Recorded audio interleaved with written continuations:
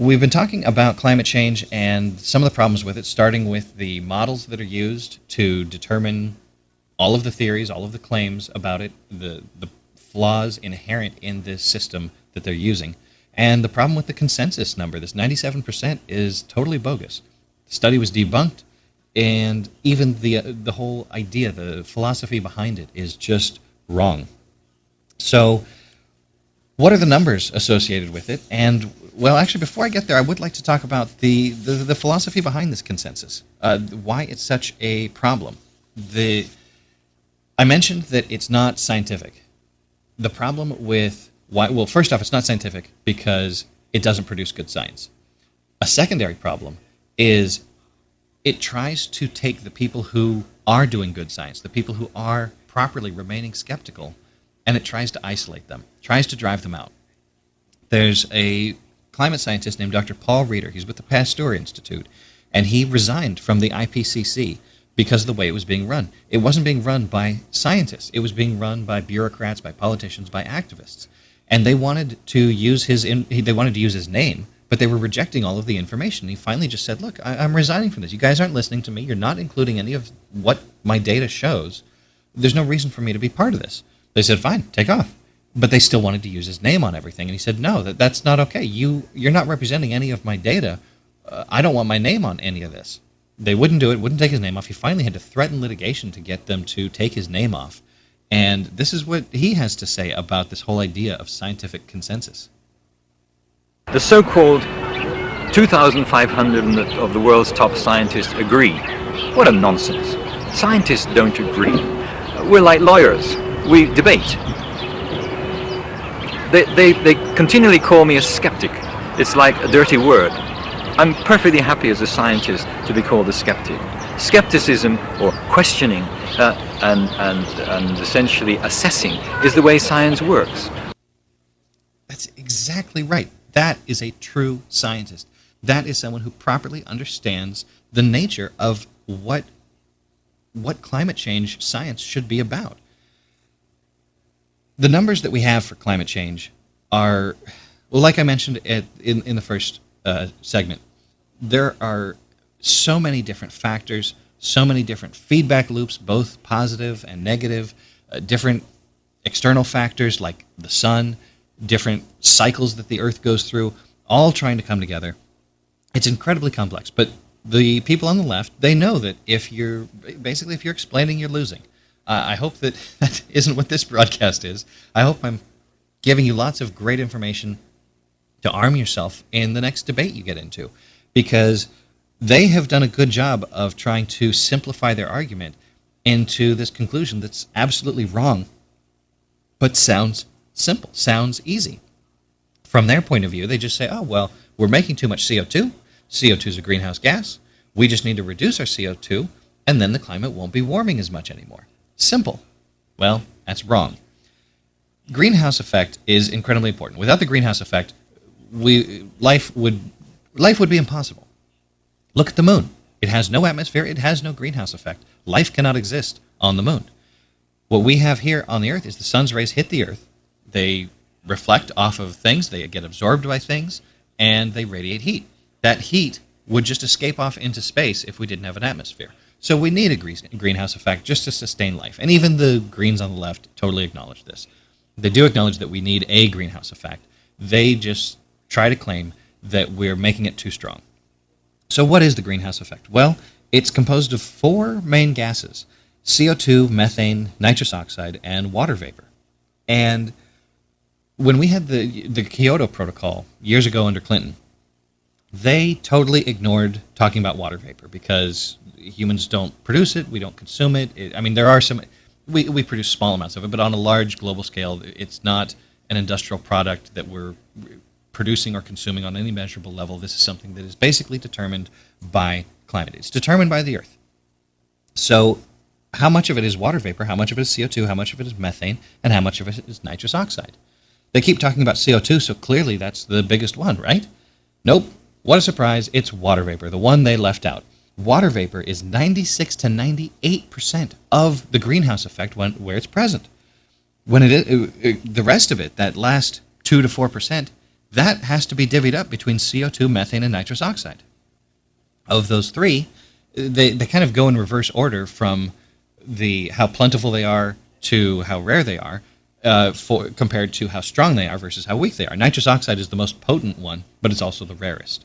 Methane is kind of the middle ground for both, and then CO2 is the weakest of the greenhouse gases, but it's also the most plentiful. Of that last 2%, it is 70% of that. Well, okay, 70% sounds like a big number. Even keep in mind it's 70% of 2%, so really you're looking at 1.4%.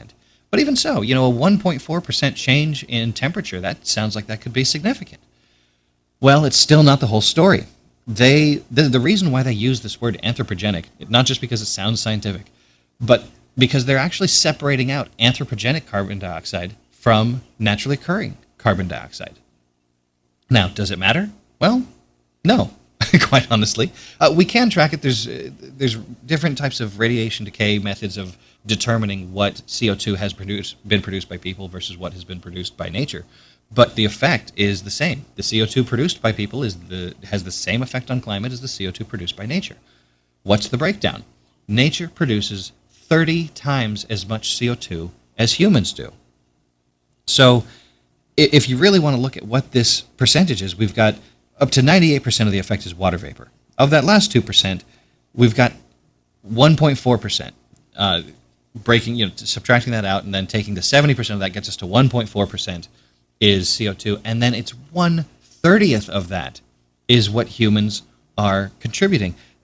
Effectively, this is like telling someone who is peeing in the ocean that he's raising sea levels. It might technically be true, but it's completely irrelevant. The amount of CO2 that we are contributing is negligible. And on top of that, they've bypassed a really important point in talking about CO2. Does CO2 drive global warming? It's a very legitimate question, and realistically the answer is no.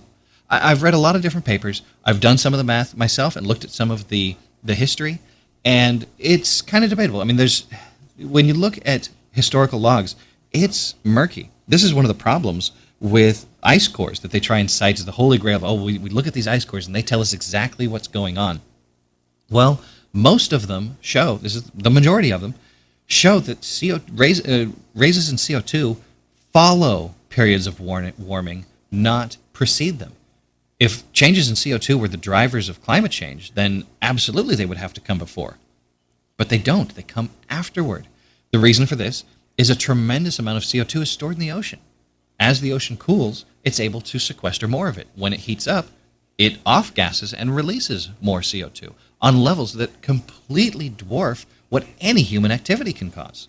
On top of that, we have volcanoes, again, dwarfing the amount of CO2 humans can produce.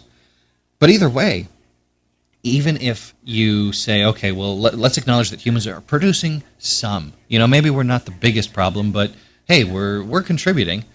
Well, is CO2 a problem? Again, no, it really isn't.